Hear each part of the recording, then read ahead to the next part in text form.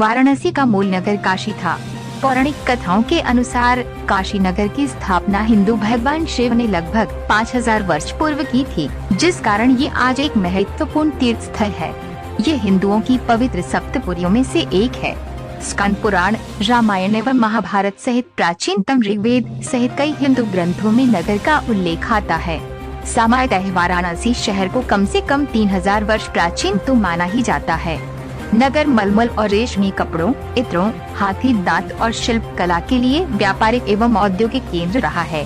गौतम बुद्धवार के काल में वाराणसी काशी राज्य की राजधानी हुआ करता था। प्रसिद्ध चीनी यात्री वेनसांग ने नगर को धार्मिक, शैक्षणिक एवं कलात्मक गतिविधियों का केंद्र बताया है और इसका विस्तार गंगा नदी के किनारे 5 किलोमीटर तक लिखा है। गंगा तट पर बसी काशी बड़ी पुरानी नगरी है। इतने प्राचीन नगर संसार में बहुत नहीं है। हजारों वर्ष पूर्व कुछ नाटेकद के सांवले लोगों ने इस नगर की नींव डाली थी। तभी यहाँ कपड़े और चांदी का व्यापार शुरू हुआ। कुछ समय उपरांत पश्चिम से आए ऊंचे कद के गोरे लोगों ने उनकी नगरी छीन ली। ये बड़े लड़ाकू थे, उनके घर द्वार न थे, न ही अचल संपत्ति थी। वे अपने को आर्य यानी श्रेष्ठ व महान कहते थे। आर्यों की अपनी जातियाँ थीं, अपने कुल घराने थे। उनका एक राजा राणा तब काशी में भी आ जमा। काशी के पास ही अयोध्या में भी तभी उनका राजकुल बसा। उसे राजा इक्ष्वाकु का कुल कहते थे, यानी सूर्यवंश। काशी में चंद्रवंश की स्थापना हुई। सैकड़ों वर्ष काशी नगर पर भरत राजकुल के चंद्रवंशी राजा राज करते रहे।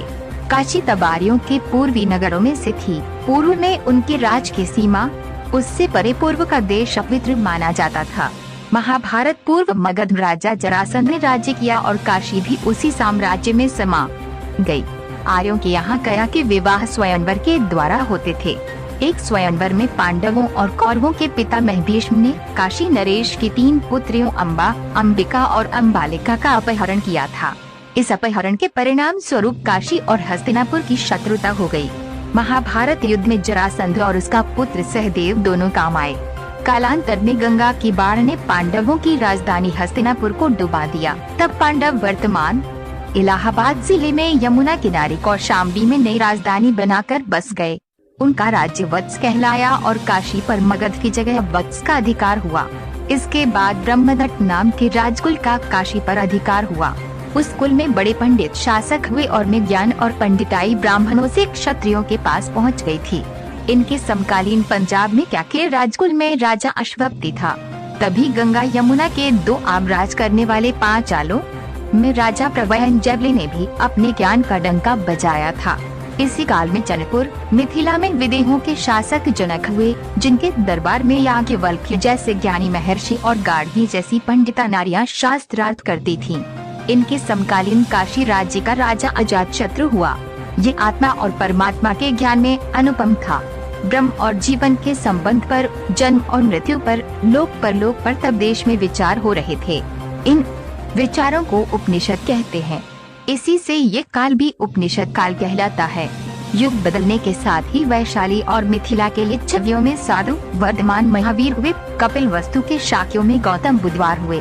उन्हीं दिनों काशी का राजा अश्वसिंह हुआ। इनके यहाँ पार्श्वनाथ हुए, जो जैन धर्म के 12वें तीर्थंकर हुए।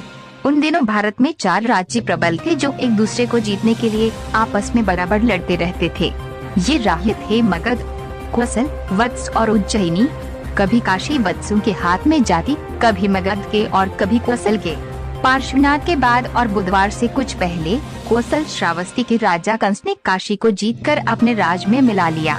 उसी कुल के राजा महाकौशल ने तब अपनी बेटी कौशल देवी का मगध के राजा बिंबसार से विवाह कर दहेज के रूप में काशी की वार्षिक आमदनी 1 लाख मुद्रा प्रतिवर्ष देना आरंभ किया और इस प्रकार काशी मगध के नियंत्रण में पहुंच गई। राज के लोभ से मगध के राजा बिंबसार के बेटे अजातशत्रु ने पिता को मारकर गद्दी छीन ली। तब विधवा बहन कौशल देवी के दुख से दुखी उसके भाई कौशल के राजा प्रसेनजित ने काशी की आमदनी अजातशत्रु को देना बंद कर दिया, जिसका परिणाम मगध और कौशल समर हुई। इसमें कभी काशी कौशल के, कभी मगध के हाथ लगी। अंततः अजातशत्रु की जीत हुई और काशी उसके बढ़ते हुए साम्राज्य में समा गई। बाद में मगध की राजधानी राजगृह से पाटलिपुत्र चली गई और फिर कभी काशी पर उसका आक्रमण नहीं हो पाया। वाराणसी 18वीं शताब्दी में स्वतंत्र काशी राज्य बन गया था और बाद के ब्रिटिश शासन के अधीन ये प्रमुख व्यापारिक और धार्मिक केंद्र रहा। 1910 में ब्रिटिश प्रशासन ने वाराणसी को एक नया भारतीय राज्य बनाया और रामनगर को इसका मुख्यालय बनाया, किंतु इसका अधिकार क्षेत्र कुछ नहीं था। काशी नरेश अभी भी रामनगर किले में रहते हैं। ये किला वाराणसी नगर के पूर्व में गंगा के तट पर बना हुआ है।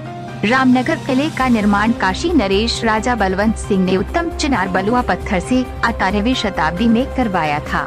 किला मुगल स्थापत्य शैली में नक्काशीदार छज्जों, खुले प्रांगण और सुरम्य गुंबददार मंडपों से सुसज्जित बना है। काशी नरेश का एक अन्य महल चेत सिंह महल है। ये शिवाला घाट के निकट महाराजा चेत सिंह ने बनवाया था। रामनगर किला और इसका संग्रहालय अब बनारस के राजाओं की ऐतिहासिक धरोहर रूप में संरक्षित है और 18वीं शताब्दी से काशी नरेश के आधिकारिक आवास रहे हैं। आज भी काशी नरेश नगर के लोगों में सम्मानित हैं। ये नगर के धार्मिक अध्यक्ष माने जाते हैं और यहाँ के लोग इन्हें भगवान शिव का अवतार मानते हैं। नरेश नगर के प्रमुख सांस्कृतिक संरक्षक एवं सभी बड़ी धार्मिक गतिविधि